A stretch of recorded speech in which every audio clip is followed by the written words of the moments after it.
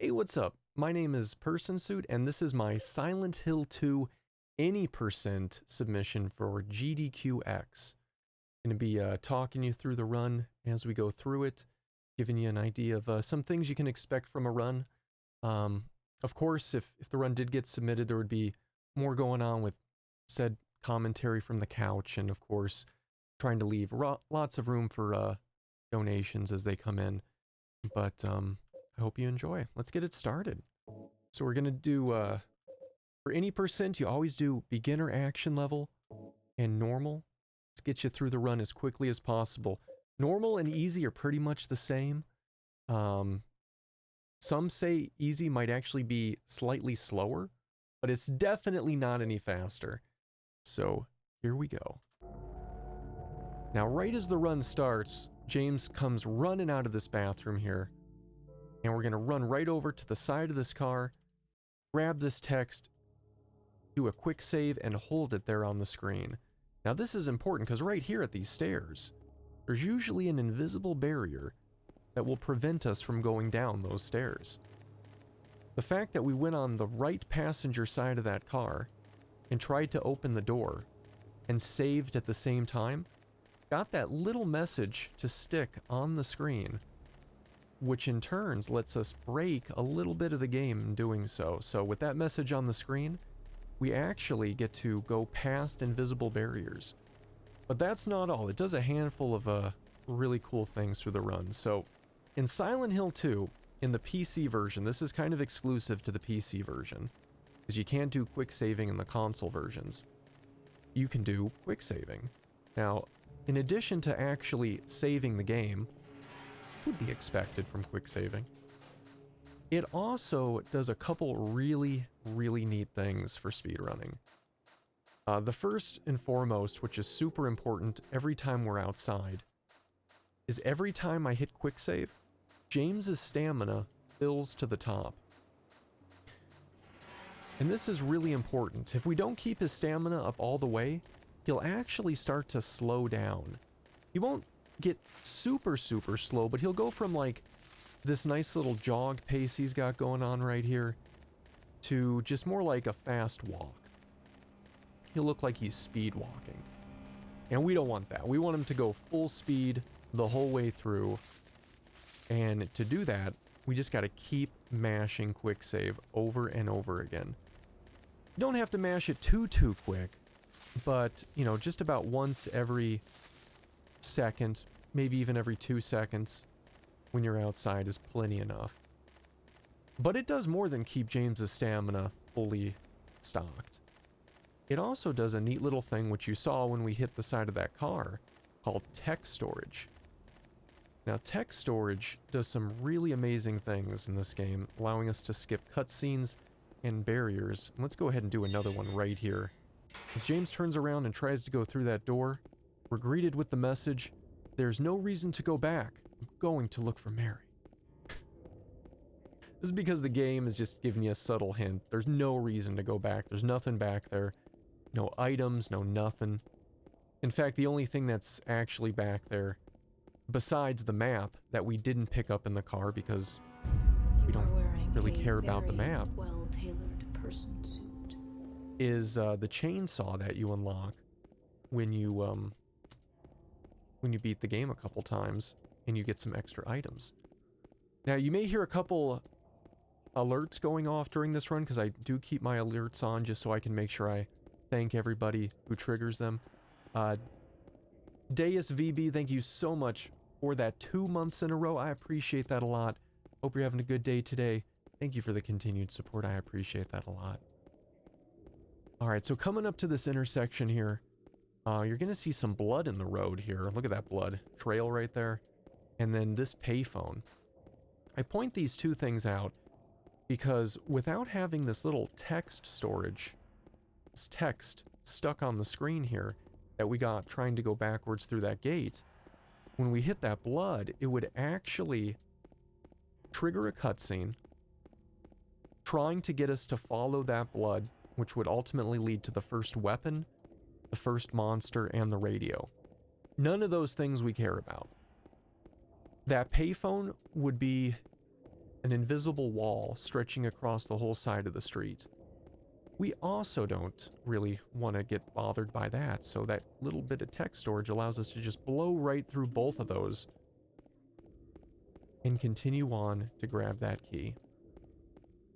We don't have to hold it really past the payphone. I held it a little bit longer there, just out of force of habit.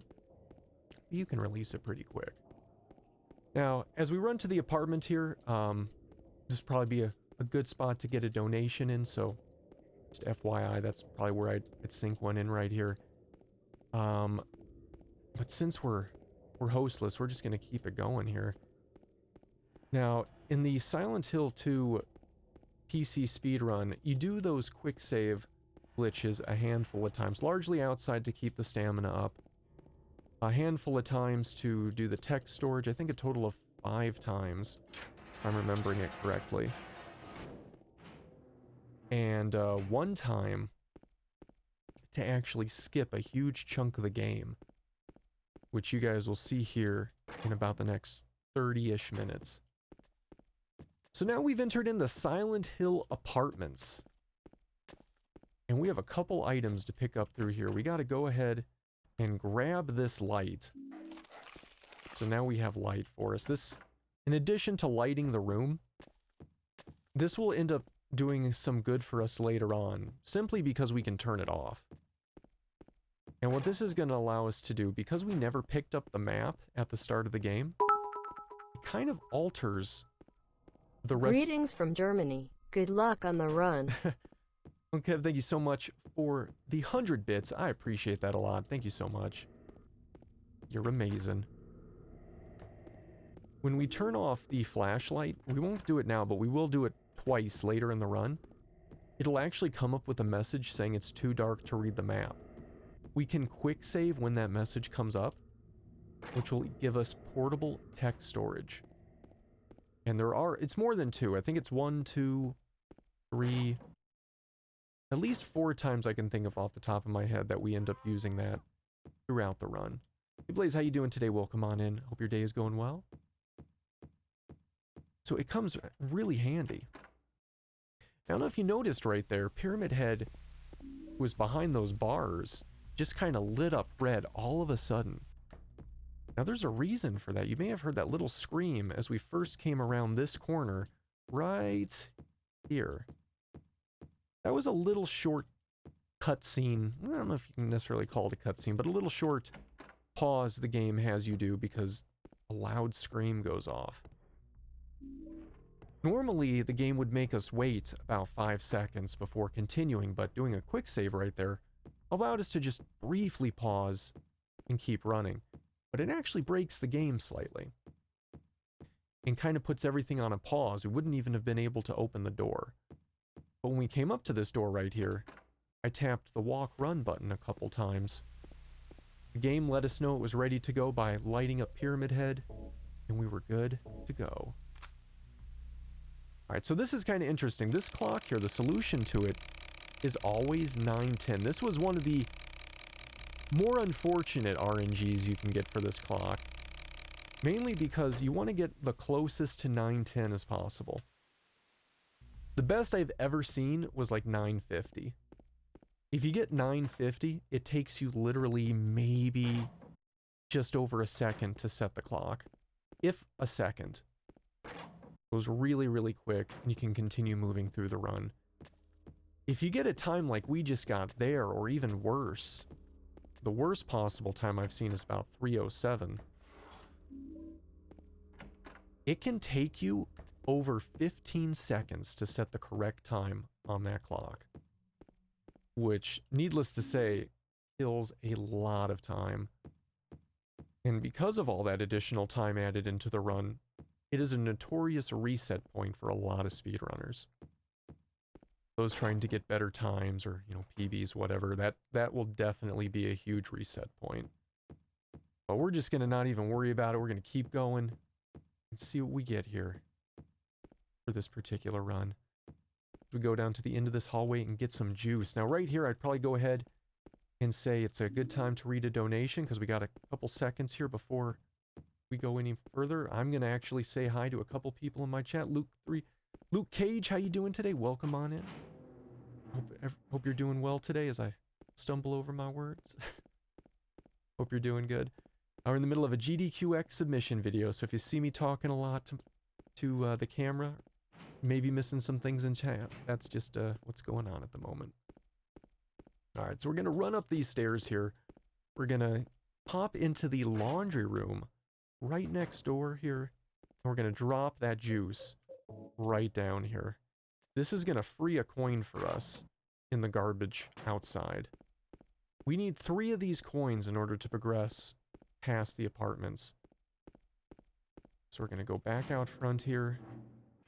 Turn around.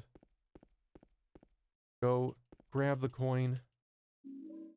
And if we time another quick save, yeah, just kind of like that, we can skip all that text and have James already running backwards by the time he becomes visible again, which is why he was practically running into that gate when we could finally see him again. Do we fall into that pool? Ooh, didn't mean to fire that shot off. Do we fall into that pool if you hit the weapon change button right as he hits the ground? You may have seen him spring up right there. It actually saves a ton of time. Not a ton, but enough time to cancel out that animation and just have him go right away. And luckily, the weapon switch will cancel out that animation. You have to be a little bit careful with it though, because if you don't time it just right, you can have him do the fall animation over again. And if you keep pressing it after that, it'll look like he's almost falling in an infinite loop. And it's funny to watch. It's frustrating to do, but it's a little funny to watch. Alright, so we are done with the first half of the Silent Hill apartments. And we're coming up to the second split of the run here. And going through this door, we're going to venture on down to the first floor. Now these splits over here, just for those watching the submission video, those are my current PB splits. My PB for this run for in-game time is currently 40-42. So I'm doing the splits there just so you guys can see everything split as it happens, as normal runs usually go. Alright, so we'll go into that room as we just did, cancel out the Angela cutscene, grab the coin, and now we have all 3 coins from the dumpster, from the pool, and from Angela's room. And now we just gotta pop them in. Gold goes center. Silver to the left. Menuing wasn't so fast there, was it? Alright, gold to the left, and then in the far right, we need to go ahead and put the bronze. There we go. Alright, bronze. And now this will open up and give us a key. We will use this key to open a door to grab another key, because this game likes to give you keys leading to more keys. And that's alright. Alright, so coming in this room here, this is probably an interesting point to talk about the control style you generally use for Silent Hill 2 speedruns. So, the normal style of control for Silent Hill 2, much like really a lot of other games, is kind of like a tankish style rotation control. So you move the joystick a little bit left or right, and he'll turn a little bit left or right. 5 shots, Pyramid Head is done. And he'll just slowly walk away. We don't want to come up on him too quick or he'll turn around and swipe. And that'll take like about 7 seconds of time for him to do that whole animation. So we're just going to stand back here for a minute.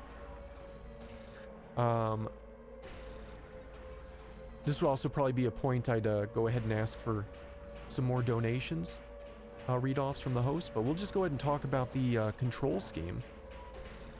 So in Silent Hill 2, instead of using the normal control setup where you turn left a little bit, he'll, turn slowly left to right, like pretty much any other game for movement controls.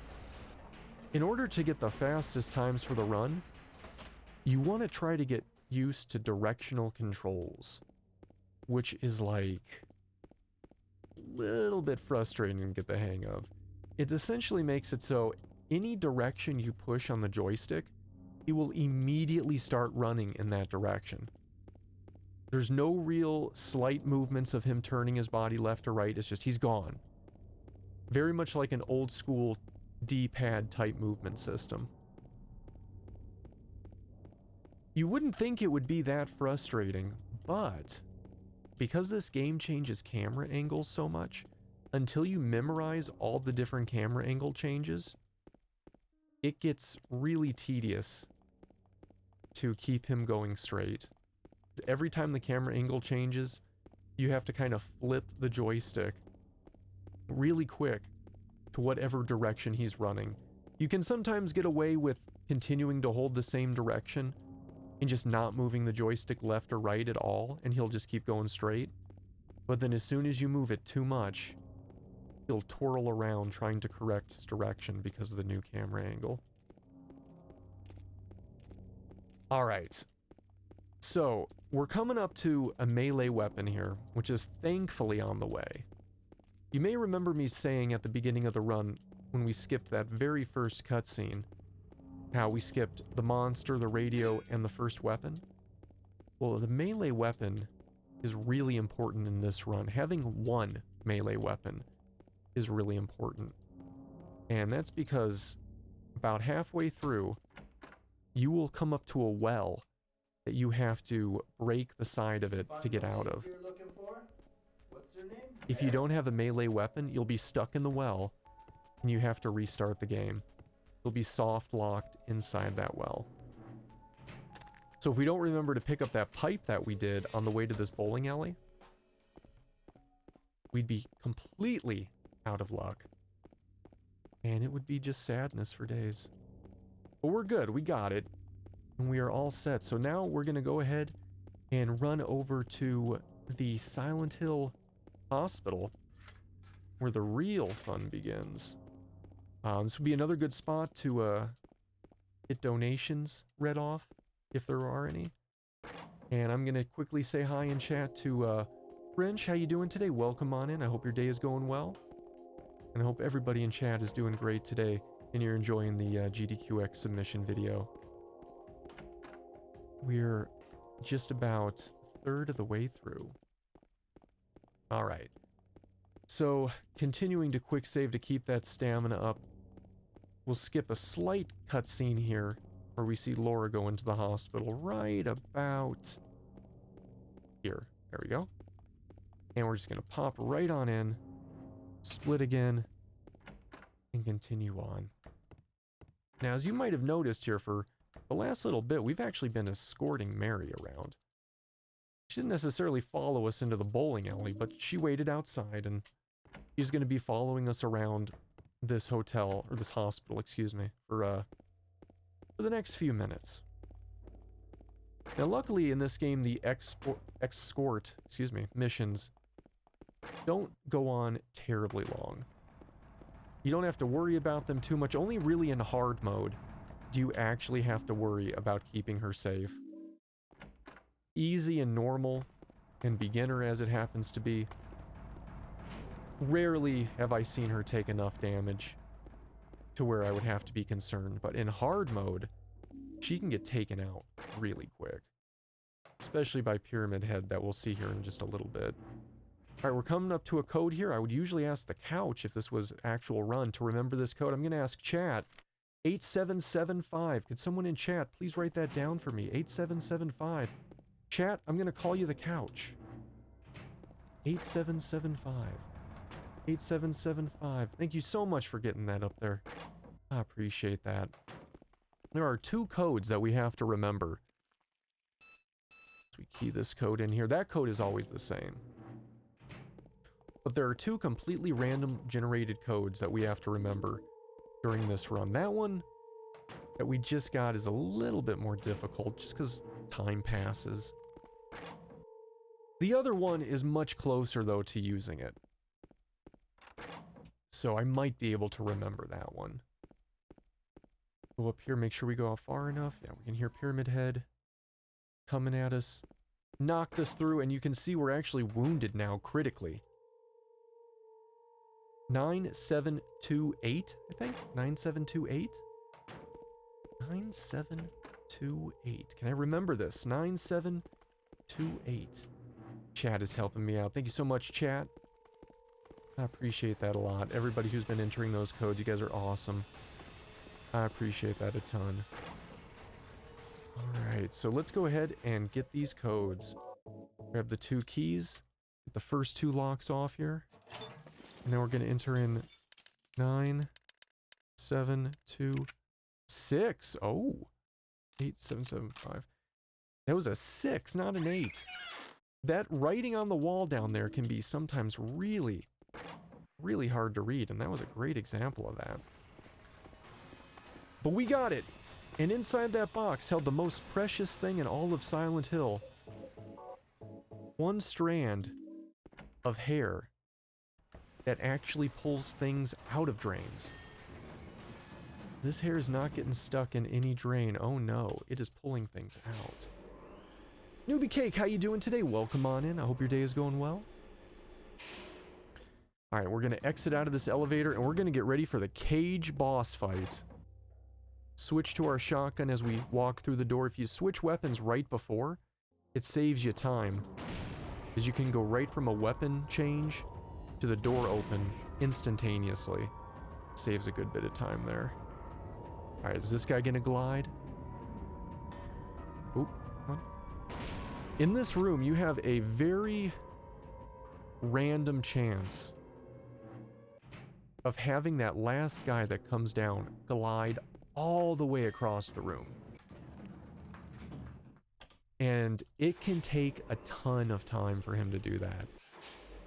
About 7 to 8 seconds from what I've counted for him to go from where he takes the final shot to the point that he actually curls up his feet, Wizard of Oz style, and lets us continue on past that boss fight.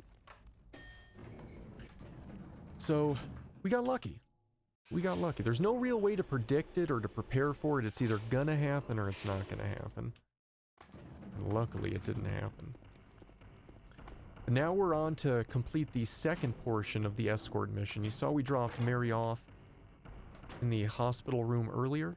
She wanted to take a nap. We're gonna go back down. Maria, is actually, for some reason, down here in the sub-basement, just chilling down here with this copper ring.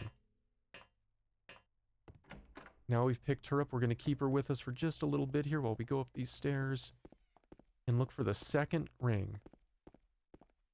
We need 2 rings to complete the next puzzle to get out of the hospital.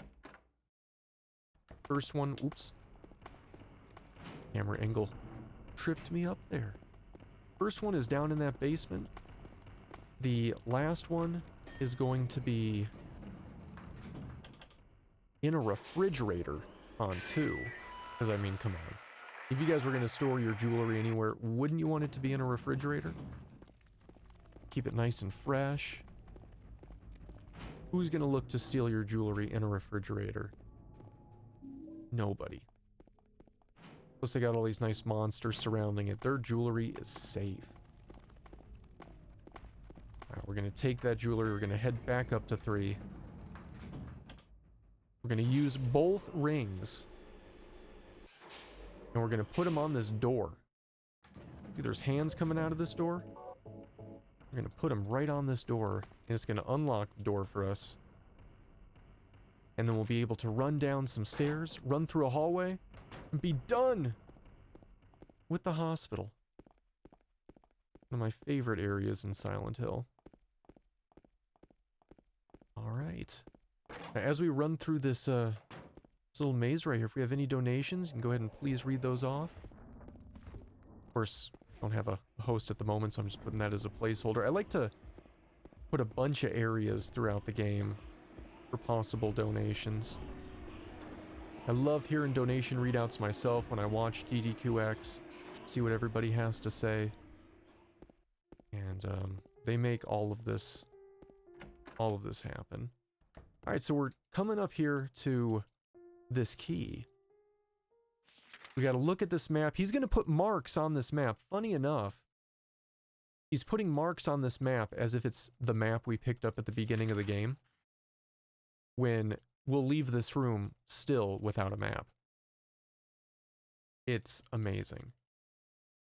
But nonetheless, we're going to take that key, skip that cutscene, and exit out of the hospital.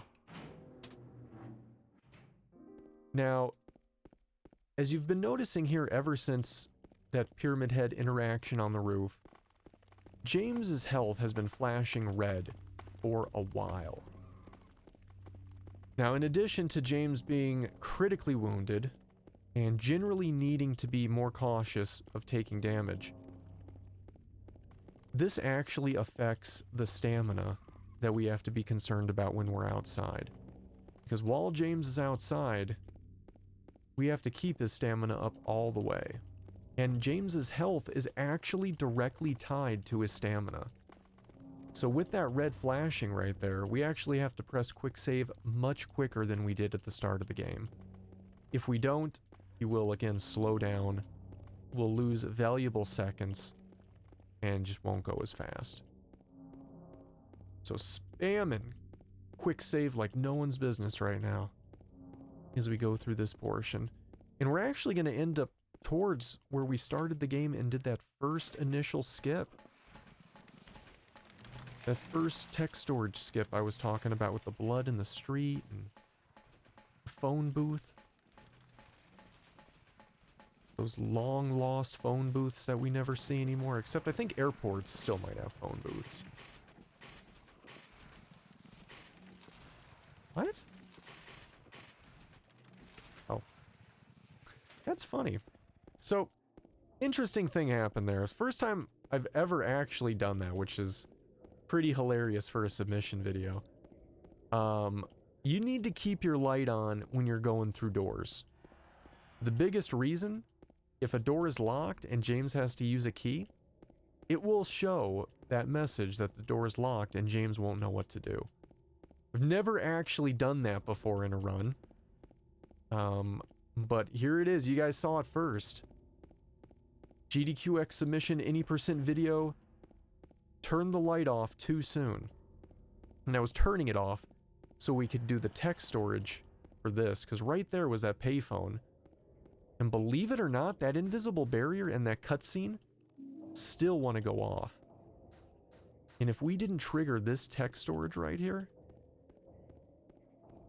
we would be forced to watch the cutscene and kind of act it out. It would give up after a bit, but it would take up valuable seconds. Hey, Luke Cage, you gotta head out. No worries. Thank you so much for hanging out during my submission run. Hope you have a good rest of your day. You take it easy. Thanks so much for chilling. And Killer Beans, how you doing today? Welcome on in. I hope your day is going well. Alright, so we got this message on screen. We're gonna keep it on screen here for just a little bit. Now, we're well past the invisible wall in the cutscene, so we're not keeping it up there for that. But there are a couple monsters that will spawn. And with this on here, we prevent them from actually spawning at all. So we're going to wait till we come up to these cars. That'll just materialize right there. And skip the one monster that kind of comes in the way. And continue down, back into the first part of Silent Hill. Mr. Hyde, how you doing today? Welcome on in. How's it going? Hope your day is going well. Alright, so coming up here, we come up to an interesting fork for those who run any percent and dog percent. Because believe it or not, the run for any percent and dog percent up until right about now can be done identical. If this was a dog run, I would turn left right there. And there would be a little dog house around that corner holding a key that we would need to trigger the dog ending. It's the only time throughout the whole run do you actually have to make that decision of whether or not do you want to do the dog ending or not. So just kind of an interesting little bit of information. So we're going to grab and open this wrench here. We're going to grab this key. As the key fades away, we're going to quick save to get James moving already. You can see he's already almost around that corner as he becomes visible. So we get a nice little head start there. And James keeps running. So here, through this point here, this is another amazing spot to get some donations, because from this point running forward, either donations or I would talk with the couch about their feelings on Silent Hill 2 lore. But this part here, going from after we grab that key to the next split at the Silent Hill Historical Society, takes a solid minute. So we could get all the donations, all that hype going on right now. But we're just gonna keep talking it through here. So, handful of monsters you see as we go down this way. Long road. You want to try to stay as straight as possible as I quickly scratch my eye. It itched. Keep the run going. James is still in caution, so we want to be cautious not to get hit. But luckily with the difficulty level we pick for this particular run, very few enemies will swing, and I'm not even fully sure if James can be killed in this run. So we're now in the Silent Hill Historical Society for all of 5 seconds there. And we're now running down this amazing staircase. This staircase is so amazing because if you remember the old Magic Eye books or paintings, or art rather, to where if you look at it just in a certain way, it kind of almost changes on you. Well, this hallway has a similar effect. Because you would believe you're walking down based on the fact that we are literally walking down, but if you kind of blink your eyes and, you know, look around a bit here, is he actually walking straight across? Wait a second, are we walking up? Is he walking up now? Like, no, it's just kind of a geniusly designed hallway that makes it look like he could be going in any direction. Alright, we got the pipe ready going through that door, and we're coming up on that well I told you about. The whole reason we even had to pick up this pipe is right here. So we turn around, do 2 hits on the side of that well, quick save to get through the door, and then spam next weapon to have him stand up nice and quick. Alright. Well section is done. Now here is where we actually do a quick save and a quick load for the only time. As we stand up, we do a quick save, and then we just spam quick load until it triggers leave the room. This is important because doing that actually duplicates the key, making the game think the other key is still on the floor. If the game thought we had picked up the other key, it would make James's flashlight battery die, which we would have to change. It would also make us have to enter a code in that keypad next to the door we walked out of. Now, it does tell you which 3 numbers the code is, but it doesn't tell you what order to enter them in. So, it can definitely be a bit of a time sink. Snuggles the Gamer, how you doing today? Welcome on in. Doing a bit of a GQDx submission run here, so enjoy. Alright, we're gonna run in this cell, we're gonna grab this wax. Gonna run out of the cell. Go straight. Oh no! So this is something that happens every once in a while. That monster, and that is rare, will actually position themselves in between those bars and make it so we can't go through them unless we either kill them like we did there, or take 15 seconds to very slowly push them out of the way. Takes a ton of time and can definitely be a reset point if you're not ready for it. Or depending on how tight your times are already, can actually be a reset point regardless. So we're gonna go ahead and key in these panels right here. Run back towards this door, which now has a nice horseshoe on it right there. Look at that. Someone left us a gift. Back through this door. Now we have everything we need. Well, almost everything we need to get out of the prison. Go through this door. Juke this monster. Go across. And we're going to grab a lighter. A Zippo. In this room right here. And now we have everything we need. We have to create a handle that I don't even know if it would technically work in real life. Using wax and a horseshoe to fill this indent with wax and pick up what is probably a very heavy metal door. But you know what? We're gonna roll with it. Things are different here in Silent Hill. And as we come through this door and drop down 3 sets of holes, we enter the elevator, pick up some bullets, which we definitely need after shooting that monster. First aid kit. Gonna reload everything so we're ready. Pistols. Looks good already. Uh-oh. Uh-oh. Can I quick save and fix it? Uh-oh.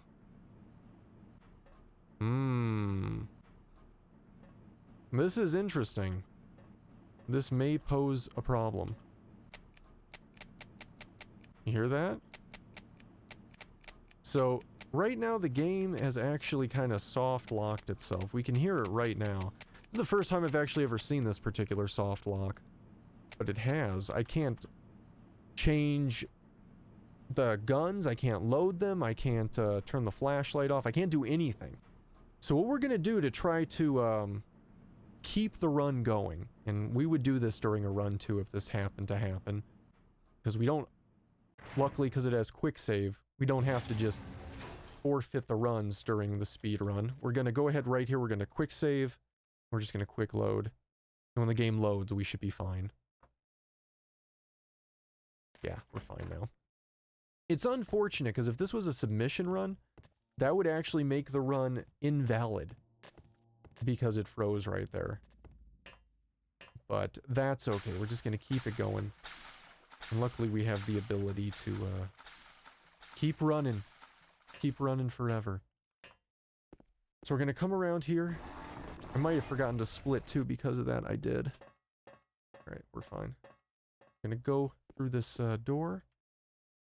Go back up the stairs. And grab these wire cutters, which are in a horrible spot.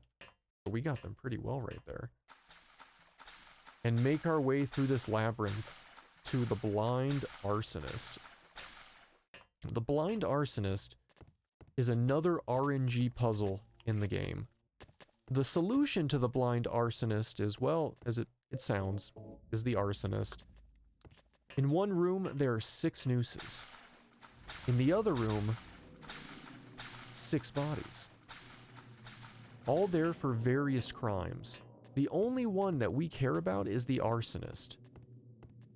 And you kind of have to match them up. The rooms are identical, so you'll go into one room, find out where the arsonist is, go into the other room, pull the empty noose of where he is, go back to the other room, and grab the key.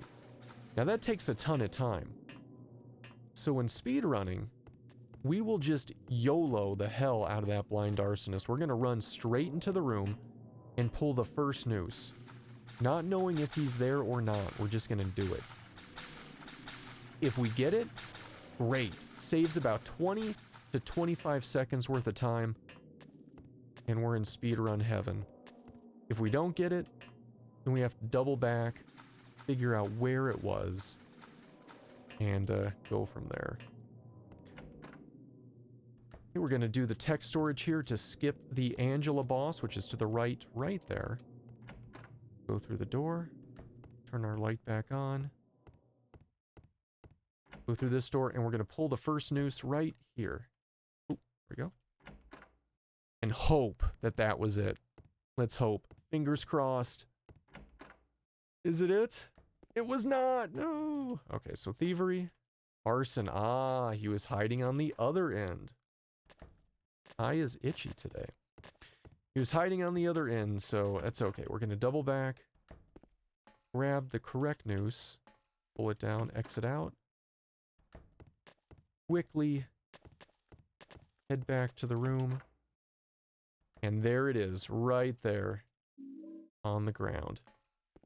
Now, one of the things here that I forgot to bring up earlier, since we have a little bit of time now, since the dog ending and the any percent ending really run parallel. I mean, up to, you saw that one part right in the middle of the run. Do we even have to make the decision of grabbing the dog key or not? That could be a huge donation goal as well. One of those donate to pick goals for either any percent or dog. We could make it so up to that point, do you want it to be dog or do you want it to be any percent? And we could even go a little bit further on it and pick up the key anyway, but decide whether or not we want to use it, because you don't have to use the key. It just wastes about 7 seconds to pick it up, so it's not a huge loss, but it would be interesting. But let's keep going here. Let's keep doing it. So, coming down this hallway, we're about to come to the Eddie fight. Oh, Eddie.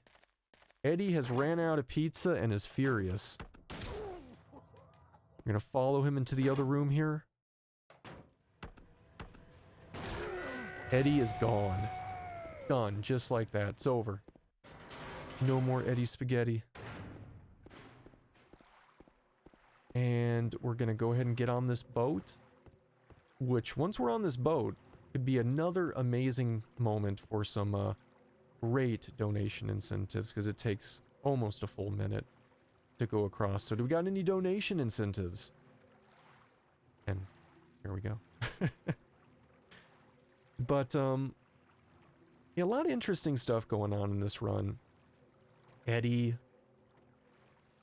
That Eddie fight is, the ending of it always makes me laugh with that almost comical yell the voice actor gave off during that end fight.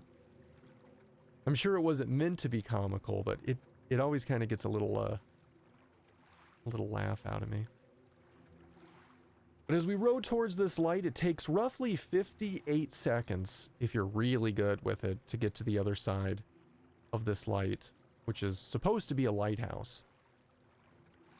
And where this light leads to is the hotel in the very last section of the run. It also leads us to the most amazing skip in the entire run. And we're coming up to that here in just a moment. We got to grab this music box. Much like the coins in the apartment, we need 3 music boxes. Seems to be a lot of 3s in this game. 3 music boxes to continue. Yeah, because we needed 3 coins in the apartment. We needed 3 items in the prison. 3 music boxes here. A lot of 3s. Who did that? There's no one there. Oh, there she is. Skip right past that and head down these stairs. And here we go. So, using the quick save and text storage, we're actually able to go up the stairs without triggering the room change. Walk parallel with that wall, fall straight down, and now we are out of bounds. Running straight across the map. Skipping a huge chunk of time. It's not a full minute worth of time, mind you, but it is enough time to do this every time. Essentially, if we didn't do this skip, in order to get where we are, we would have to go upstairs, find a key to the elevator room, go to the elevator room, put all of our items in a box, because the elevator won't let us on unless we're carrying no items. Go down here, grab all these items we're grabbing, which we still have one more item to grab in another room. Once we have them all, we then have to go back upstairs and grab our items out of that lockbox we put them in. But we don't have to do any of that. We just skipped it all. It's over. We are set. And now we can just continue on through the run. Oh, hey, what was that? Like he was trying to hit us, but then he just kind of gave up. He wasn't feeling it. His other buddy over here usually gets, yeah, definitely more agitated. Over here, we're going to use the can opener to get some fresh, homemade light bulbs. Just like Mama used to make. No preservatives, GMO-free light bulbs. Oh, weren't lined up there, I guess. There we go. There we go. Put that light bulb in. Which is funny because you use that light bulb so he can see the lock on the door to use the key. The game doesn't want to admit that we still have our light because we glitched our way across, so it's kind of funny. Interesting, I guess, if anything. We're going to go in this room. We got to use the fish key we picked up in the dining room to open this briefcase, which in this briefcase leads another key, but to a hotel room. I'm going to quick save as we come out of that briefcase so we already start running back. And now we come to the last RNG point of the run, which is this briefcase. Now, for those who are really trying to get the absolute tightest times possible, you can try to guess the code on this briefcase. For us, it was DOS. Oops. Ooh. Just did a weird combination of buttons there. But there are 19 combinations that this code can be.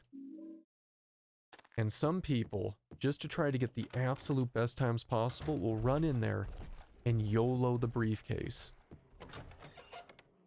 Now, if you count the time it takes to use the solvent, or rather pick up the solvent, use it, and then go to the briefcase, it gives you about 10 seconds worth of time to do guesses before you're then in the negative. So you can get a handful of guesses in before it's no longer a lucrative YOLO. We're going to grab that key, exit out of this room. We're going to grab the key from the box, and we're going to head upstairs and watch the video, or at least skip the cutscene for the video. We're going to enter James and Mary's room that they stayed at long ago. And now this is actually the split point to where you would have to use the dog key or not. Coming out of this room, if we went left, the room right there is the dog ending. If we go down here, we continue towards the any percent. We didn't pick up the key this run, so this is obviously the any percent submission. So we won't be triggering that regardless, but just FYI, for donation incentive, if we wanted to push it back that far, we could. It could happen. Oh, James, come on. He didn't want to read the panel. James! Oh. I don't really know what he was doing there. But we're okay, we're still moving. Alright, so we're gonna go through this door. Go through here. It's gonna bring us to the Angela cutscene, the last time we see her. Which is one of the most interesting points in the game, because it's the first time you see Silent Hill from somebody else's perspective.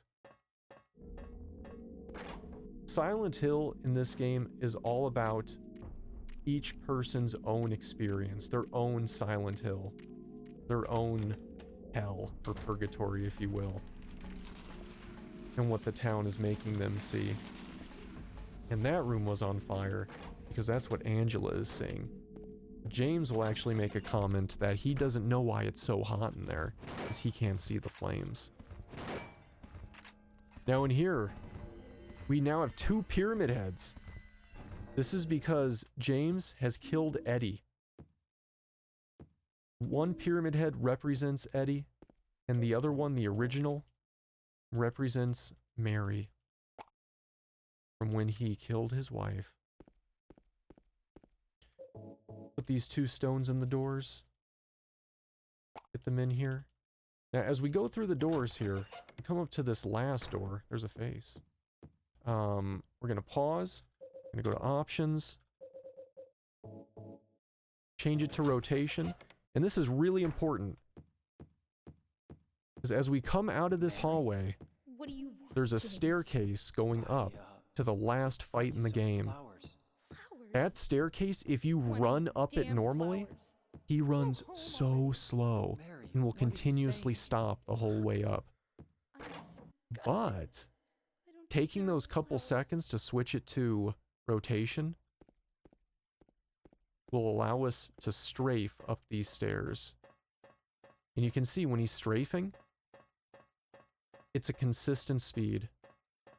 The little turns there, he usually stops a little bit because he usually hits the walls, but you can keep him running up consistently.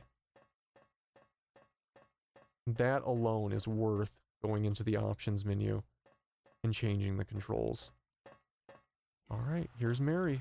1. Oh, it's a 3-shotter. All right, there she is. And the final shot, and we're done. Any percent has been completed. And our end time for this, I didn't end the split, there we go. 42:07 for in-game time. And because we got all the bad RNGs with the clock and the blind arsonist, we ended up with a real-time run of 59:56, making the estimate for this run 50 minutes, just to be safe. I hope you guys enjoyed the submission.